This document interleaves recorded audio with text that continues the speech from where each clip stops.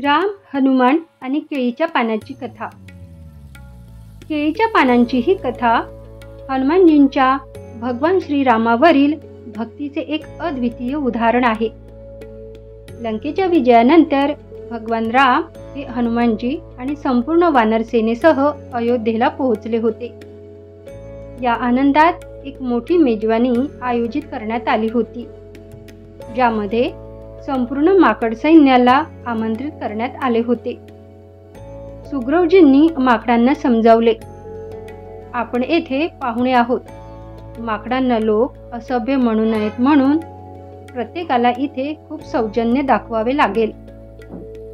माकडांनी आपल्या जातीचा सन्मान राखण्यासाठी दक्ष राहण्याचे वचन दिले। एका माकडाने सुचवले, आम्ही विनम्र राहण्याचा सर्वतोपरी प्रयत्न करू, पण आमच्याकडून कोणतीही चूक होऊ नये म्हणून आम्हाला मार्गदर्शनाची गरज आहे। तुम्ही एखाद्याला आमचा नेता बनवा, जो आम्हाला मार्गदर्शन करत राहील, आमच्यावर लक्ष ठेवत राहील। जर माकडे एकमेकांशी भांडू लागली तर तुम्ही त्यांना रोखू शकता। हनुमानजी पुढारी झाले। सणांच्या दिवशी हनुमानजींनी सर्वांच्या बसण्याची व्यवस्था पाहत होते। व्यवस्था सुरळीत करून त्यांनी श्रीरामांना गाठले। श्रीरामांनी हनुमानजींना आत्मीयतेने सांगितले, हनुमानजी, तुम्हीही माझ्यासोबत बसा आणि जेवा। एकीकडे परमेश्वराची इच्छा होती तर दुसरीकडे परमेश्वराबरोबर भोजन केल्याने परमेश्वराचा आदर कमी होऊ नये असे हनुमानजींना वाटले। हनुमानजी अडचणीत आले। त्याला स्वामीच्या बरोबरीने बसायचे नव्हते। भगवंताच्या भोजनानंतरच प्रसाद घ्यायचा होता।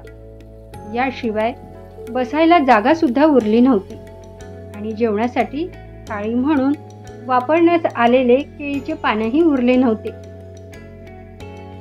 भगवान श्रीरामांनी हनुमानजीच्या मनातील शब्द जाणले। त्यांनी पृथ्वीला हनुमानजी आपल्या शेजारी बसतील एवढी जमीन वाढवण्याचा आदेश दिला। परमेश्वराने एक जागा केली, परंतु केळीचे दुसरे पान केले नाही। ते हनुमानजींना म्हणाले, तुम्ही मला पुत्रासारखे प्रिय आहात हनुमानजी, तुम्ही माझ्या ताटात जेवण करा। यावर श्री हनुमानजी म्हणाले, भगवान, मला तुमच्या बरोबरीची इच्छा कधीच नव्हती।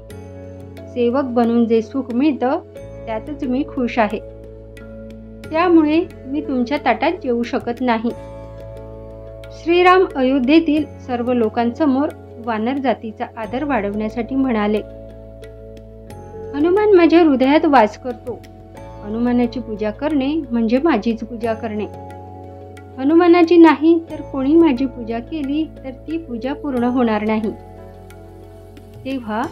तेव्हा श्रीरामांनी उजव्या हाताच्या मधल्या बोटाने केळीच्या पानाच्या मध्यभागी एक रेषा काढली, ज्यामुळे पान जोडून त्याचे दोन भाग झाले।